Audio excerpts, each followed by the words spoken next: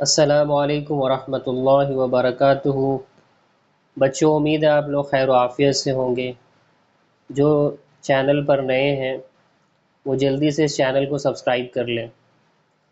पिछली वीडियो में हमने टैब स्टॉप के बारे पढ़ा था। आज का हमारा टॉपिक है लाइन स्पेसिंग, यानी कि हम जो मतन लिखेंगे लाइन उसके बीच में स्पेस कैसे देंगे। लाइन स्पेसिंग की मदद से पैराग्राफ में मौजूद हर एक सतर लाइन की ऊंचाई का तयन किया जाता है। पहले से तयशुदा line spacing single line spacing का इन्हिसार फ़ॉन्ट कैरेक्टर के साइज़ पर होता है। इनफरादी लाइन स्पेसिंग को तब्दील करना आसान है, यानी लाइन स्पेसिंग की मदद से हम पैराग्राफ में जो मौजूद लाइन है उसका उसका जो हाइट है उसकी ऊंचाई का हम तयन करते हैं, उसको कंफर्म करते हैं।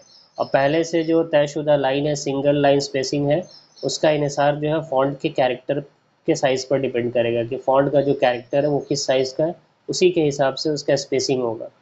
और अगर इनफरादी अलग अलग लाइन है तो उसको तब्दील करना आसान होता है।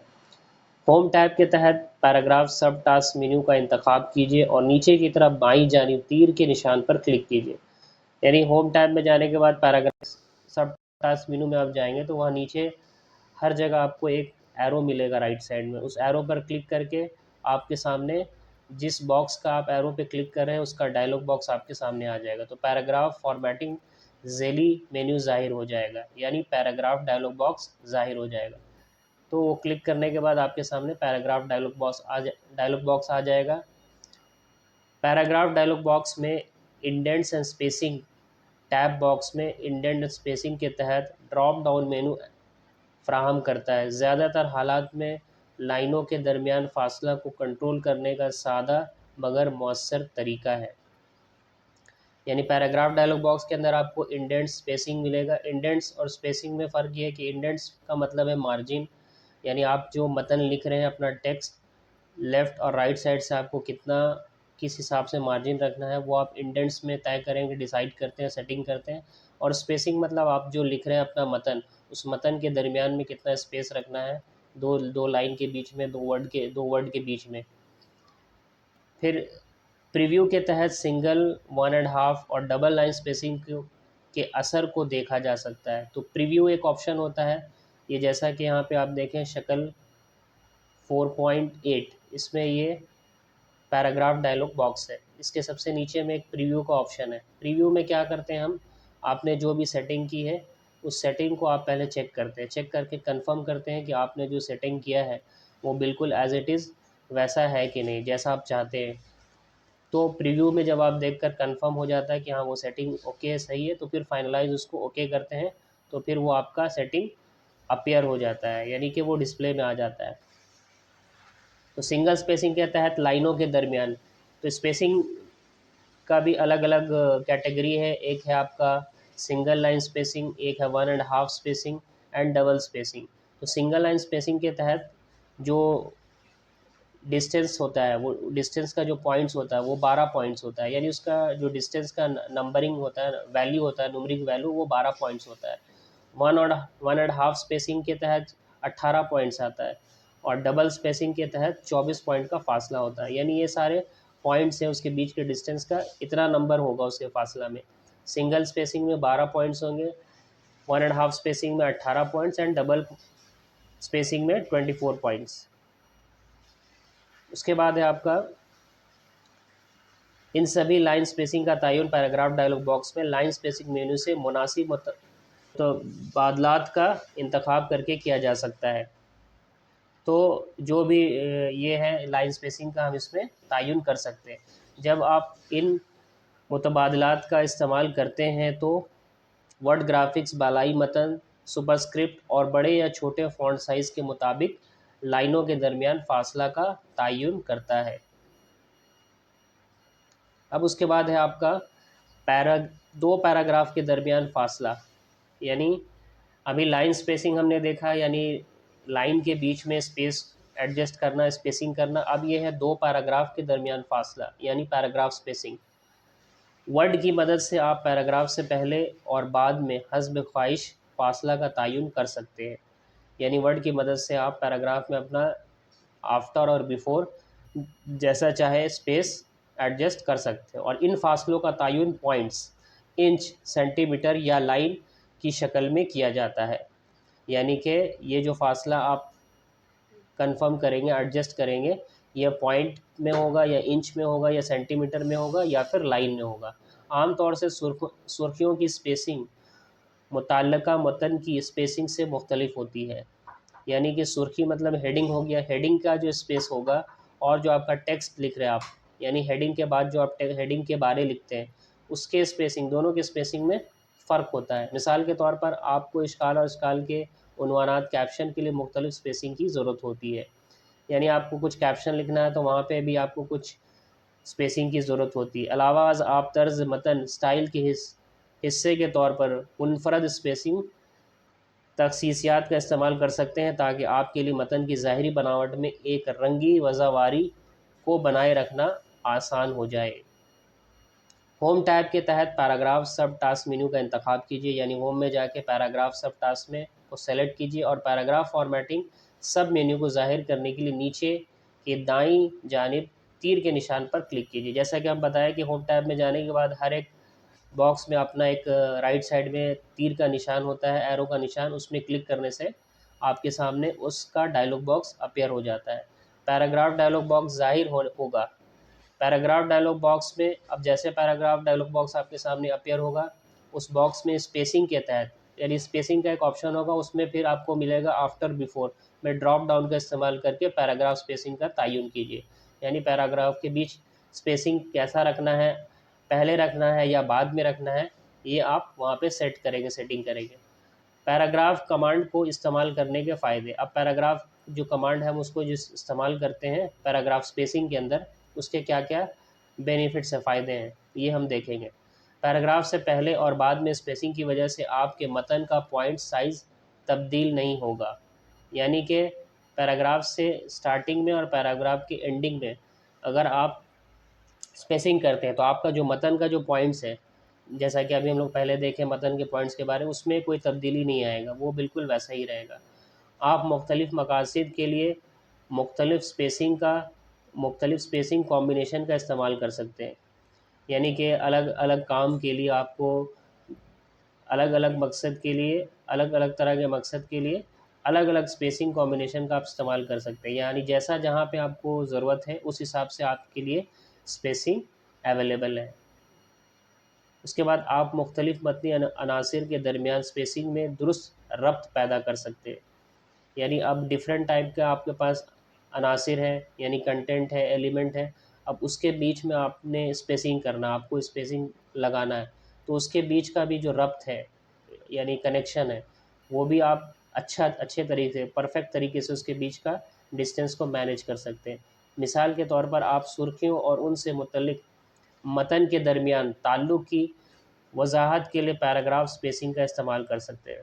यानी फॉर एग्ज़ाम्पल सुर्खी यानी हेडिंग हो गया, हेडिंग और उससे मुतल्लिक मतन, यानी कोई हेडिंग आपने लिखा है और उस हेडिंग के रिलेटेड उसके नीचे कोई टेक्स्ट लिखा है मतन, उस दोनों के दरमियान का ताल्लुक़ को वाज़ेह करने के लिए पैराग्राफ स्पेसिंग का आप इस्तेमाल कर सकते हैं। यानी आप हेडिंग और टेक्स्ट के बीच में जो स्पेसिंग होता है वो अलग होता है। आप जैसे टेक्स्ट लिख रहे हैं, कोई पैराग्राफ लिख रहे हैं, तो पैराग्राफ कई लाइन का मजमुआ होता है, यानी पैराग्राफ के अंदर बहुत सारे लाइन्स होते हैं, तो हर लाइन के बीच का जो गैप होगा या दो वर्ड्स के बीच का जो गैप होगा वो अलग होगा, लाइन के बीच का गैप अलग होगा। उसी तरह फिर हेडिंग और मतन यानी कि टेक्स्ट, आपका सुर्खी और मतन के बीच का जो गैप होगा, स्पेसिंग होगा, वो अलग होगा। तो हर तरह का स्पेसिंग जो है हर चीज़ के मुताबिक उसके अकॉर्डिंग होगा। जो चीज़ आप लिख रहे हैं उसके अकॉर्डिंग आपका स्पेसिंग भी उसी के हिसाब से होगा। अगर पैराग्राफ को एक जगह से दूसरी जगह मुंतकिल कर दिया जाए या इसे ख़त्म कर दिया जाए तो उसकी स्पेसिंग भी उसी के हमरा चली जाती है। यानी अगर आप पैराग्राफ को एक जगह से दूसरी जगह ट्रांसफ़र कर रहे हैं या उसे ख़त्म कर दिया जाए, यानी हटा रहे, डिलीट कर रहे हैं पैराग्राफ को, किसी पैराग्राफ को, या ट्रांसफ़र कर रहे हैं, तो उस केस में, उस कंडीशन में क्या होता है, तो उसकी स्पेसिंग भी उसके हमरा चली जाती है। हमरा मतलब उसके साथ, यानी उसके साथ साथ आपका स्पेसिंग भी उसके साथ जाता है। डिलीट हुआ तो जैसा स्पेसिंग था उस स्पेसिंग के साथ डिलीट हो गया। या आपने ट्रांसफ़र करके पैराग्राफ को उठा के दूसरी जगह रखा, तो जिस स्पेसिंग के साथ आपने उसको सेट किया था, एडजस्ट किया था, वो उसी स्पेसिंग के साथ वो चला जाएगा। अगर आप मतन की वजह साजी यानी आपने अपने टेक्स्ट का वजह साजी यानी फॉर्मेटिंग कर रहे हैं, फॉर्मेटिंग के लिए पैराग्राफ स्टाइल में स्पेसिंग को शामिल करते हैं, तो वर्ड दीगर फॉर्मेटिंग के साथ भी स्पेसिंग को शामिल कर देता है और आपको खाली सतर शामिल करने की ज़रूरत नहीं पड़ेगी। यानी कि आप अपने मतन का अगर वजह साजी कर रहे हैं, फॉर्मेटिंग कर रहे हैं अपने टेक्स्ट का, तो उसके लिए पैराग्राफ जो स्टाइल में स्पेसिंग होता है तो उसको शामिल करते हैं, तो वर्ड फॉर्मेटिंग के साथ भी आपको मतलब वो खुद ब खुद जो स्पेसिंग जो है वो शामिल कर देता है। आपको अलग से खाली जगह उसमें फिर करने की ज़रूरत नहीं है, वो साथ साथ हो जाता है। आप किसी भी साइज़ के, अब आपके पास क्या है, अब है बॉर्डर और शेडिंग। लाइन स्पेसिंग के बाद अब आपके पास आता है बॉर्डर और शेडिंग। तो बॉर्डर और शेडिंग के बारे देखेंगे। आप किसी भी साइज़ के पैराग्राफ में बॉर्डर लगा सकते हैं, यानी आप जो पैराग्राफ लिखते हैं उस पैराग्राफ में अब आपको आपको बॉर्डर लगाना चाहते हैं तो आप उसमें बॉर्डर लगा सकते हैं और इसके पस मंज़र में शेडिंग लगा सकते हैं। यानी कि हम जो एक पैराग्राफ लिखते हैं उस पैराग्राफ के साइड साइड का जो हिस्सा होता है उसको हम बॉर्डर बोलते हैं। उसमें आप आपके पास अलग अलग तरह का बॉर्डर अवेलेबल होता है, आप बॉर्डर लगा सकते हैं। फिर उसके बैकग्राउंड में जो आपने मतन लिखा है पैराग्राफ, जैसे फॉर एग्जांपल ये बॉर्डर और शेडिंग के बारे इतना लंबा चौड़ा ये लिखा है, ये भी एक पैराग्राफ है। इसके पीछे अभी हमें क्या है, वाइट बैकग्राउंड दिख रहा है। इसमें आप इसके बैकग्राउंड को चेंज कर सकते हैं, उसी को हम शेडिंग कहते हैं। शेडिंग का मतलब है उसके बैकग्राउंड में पीछे में कुछ लगाना, शेड करना। आप आम मतन में भी और जद्दौल के सेल और फ्रेम्स के पैराग्राफ में भी बॉर्डर और शेडिंग को शामिल कर सकते हैं। यानी कि जद्दौल में या सेल्स के अंदर भी आप बॉर्डर और शेडिंग का इस्तेमाल कर सकते हैं। होम टैब के तहत पैराग्राफ सब टास्क मेन्यू का इंतखाब कीजिए बॉर्डर एंड शेडिंग सब मेन्यू को ज़ाहिर करने के लिए। तो होम टैब में आपको जाना है, होम टैब के तहत पैराग्राफ सब टास्क मेन्यू का इंतखाब करना है, सेलेक्ट करना है और फिर वहाँ से आपको बॉर्डर और शेडिंग को ज़ाहिर करने के लिए वहाँ पे बॉर्डर शेडिंग का एक बटन होगा, उस पर क्लिक करना है। उस पर क्लिक करेंगे तो बॉर्डर और शेडिंग डायलॉग बॉक्स ज़ाहिर हो जाएगा, यानी आपके सामने बॉर्डर और शेडिंग का एक डायलॉग बॉक्स है वो खुल के आ जाएगा, जिसमें आप बॉर्डर और शेडिंग का एडजस्टमेंट करेंगे यानी सेटिंग करेंगे। फिर to apply drop down sub menu के तहत पैराग्राफ का इंतखाब कीजिए। यानी कि to apply drop down menu एक है, वहाँ पे जाके आप क्लिक करेंगे तो वहाँ पे अपने किस पैराग्राफ को आपको बॉर्डर करना है, किस पैराग्राफ के अंदर शेडिंग करना है, उस पैराग्राफ को आप सेलेक्ट करेंगे, उस पैराग्राफ का को मुंतखब करेंगे और फिर ओके पर क्लिक करेंगे। पैराग्राफ में शेडिंग के लिए बॉर्डर और शेडिंग डायलॉग बॉक्स में शेडिंग टैब पर क्लिक कीजिए, फिर फिल के तहत मुनासिब शेड का इंतखाब कीजिए और अप्लाई टू ड्रॉप डाउन सब मेनू के तहत पैराग्राफ का इंतखाब कीजिए और ओके पर क्लिक कीजिए। ठीक उसी तरह जिस तरह आपको बॉर्डर अप्लाई करना है, जिस भी पैराग्राफ में बॉर्डर को अप्लाई करना है उस पैराग्राफ में जाना है, उस पैराग्राफ को मुंतखब करना है और फिर वहाँ पे ओके करके जो भी बॉर्डर आप चाहते हैं, आपके पास बहुत सारा बॉर्डर अवेलेबल होगा, वो बॉर्डर वहाँ अप्लाई कर दीजिए। ठीक उसी तरह शेडिंग भी है। शेडिंग में भी अपने पैराग्राफ को आपने सेलेक्ट करना है और पैराग्राफ को सेलेक्ट करके शेडिंग के ऑप्शन में जाके डायलॉग बॉक्स में शेडिंग में जाके, अब शेडिंग भी बहुत सारा आपके पास लिस्ट अपीयर होगा शेडिंग का, जिस तरह का शेडिंग रखना चाहते हैं वो शेडिंग को क्लिक करके उसमें ओके कर देना, फिल कर देना है, तो वो अप्लाई हो जाएगा, वो आपके स्क्रीन पर अप्लाई होके आ जाएगा। पैराग्राफ में जो बॉर्डर आपने लगाया है और जो शेडिंग किया है वो अप्लाई अपीयर हो जाएगा, आपके फाइनल स्क्रीन पर आपको नज़र आने लगेगा। उसके बाद है अब मतन पर कुछ मबनी सवालात हैं, कुछ सवालात हैं जो मतन पर मबनी है, इनको हम देखेंगे। तो इनमें पहला क्या है, पहला सवाल है नई लाइन को दाखिल करने के लिए इस्तेमाल होने वाली शॉर्टकट की। यानी आप कोई नया लाइन अपने मतन के अंदर अपने टेक्स्ट में कोई नया लाइन को एडजस्ट करना चाहते हैं तो आपको उसके लिए कौन सा शॉर्टकट की इस्तेमाल करना होगा। तो इसका आंसर है, जवाब है शिफ्ट प्लस एंटर, यानी कि option number B, shift plus enter. आप शिफ्ट बटन को दबाएंगे और शिफ्ट के साथ साथ एंटर को प्रेस करेंगे तो नया लाइन जो है आपके मतन के अंदर दाखिल हो जाएगा। उसके बाद दूसरा है पहले से तयशुदा बाय डिफ़ॉल्ट टैब स्टॉप का फासला। यानी टैब स्टॉप के बारे जैसा हमने पिछली वीडियो में पढ़ा था, तो टैब स्टॉप का जो दरमियानी फासला है उसके बीच बाय डिफ़ॉल्ट जो पहले से तयशुदा होता है वो कितना होता है? 0.3 इंच है, 0.4 इंच है, 0.5 इंच है। तो इसका आंसर है, जवाब है ऑप्शन नंबर सी, यानी कि 0.5 इंच। 0.5 इंच उसके दरमियान का फासला होता है, टैब स्टॉप के दरमियान का। उसके बाद है मंदरजा झैल में सही और गलत बयान की निशानदेही कीजिए। यानी सही और गलत बताना है आपको, यहाँ पे कौन सा सही है कौन गलत है। तो पहला बयान क्या है? सिंगल लाइन स्पेसिंग से 18 पॉइंट का फासला पैदा होता है। यानी सिंगल लाइन स्पेसिंग जो हम इस्तेमाल करते हैं वो सिंगल लाइन स्पेसिंग में 18 पॉइंट का फासला होता है। तो जैसा कि अभी हमने पढ़ा, तीन तरह का स्पेसिंग हमने पढ़ा था, single line spacing, 1.5 spacing and double spacing. तो सिंगल लाइन स्पेसिंग के तहत जो पॉइंट्स आते हैं वो 12 पॉइंट का फासला होता है, तो ये गलत है। यहाँ पर 18 पॉइंट्स का फासला दिया हुआ है, तो पहला गलत है, पहला बयान गलत है। दूसरा क्या है? स्टैंडर्ड टूल बार का इस्तेमाल करके आप पैराग्राफ में 4 कॉलम तक बना सकते हैं। यानी स्टैंडर्ड टूल बार की मदद से आप अपने पैराग्राफ के अंदर 4 अलग अलग कॉलम बना सकते हैं, तो ये सही है, ये जवाब सही है, दुरुस्त है। उसके बाद C number, standard tool bar पर फॉर्मेट पेंटर बटन स्टाइल को इस्तेमाल करने के लिए बहुत कारआमद है। यानी स्टैंडर्ड टूल बार पर आपको एक फॉर्मेट पेंटर बटन मिलता है, उस बटन के ज़रिए से आप स्टाइल को इस्तेमाल करने के लिए ये बहुत मुफीद है, बहुत इफ़ेक्टिव है। यानी अलग अलग तरह का आप स्टाइल चूज़ कर सकते हैं फॉर्मेट पेंटर में जाके। तो ये स्टैंडर्ड टूल बार के अंदर होता है, तो ये भी सही है, ये बयान भी दुरुस्त है। उसके बाद है वन हेडिंग पहले से तयशुदा डिफ़ॉल्ट स्टाइल है। यानी पहला जो हेडिंग है वो पहले से तयशुदा डिफ़ॉल्ट स्टाइल है, तो नहीं, ये बयान जो है ये गलत है।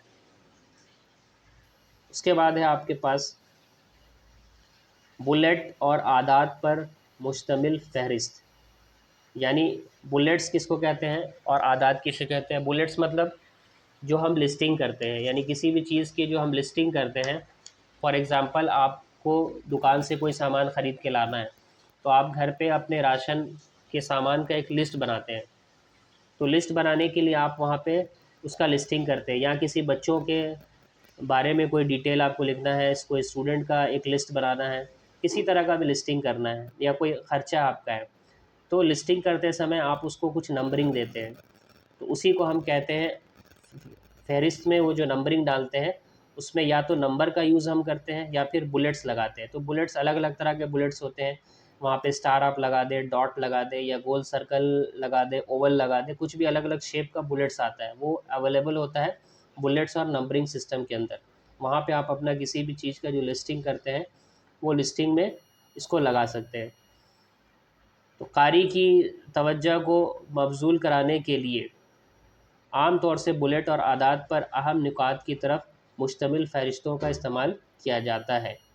बुलेट और आदात पर मुश्तमिल फ़हरिस्त की तश्कील, यानी बुलेट और आदात पर जो है हम उसके बेसिस पे जो भी फ़हरिस्त बनाते हैं उसका तश्कील करते हैं, किस तरह से करते हैं।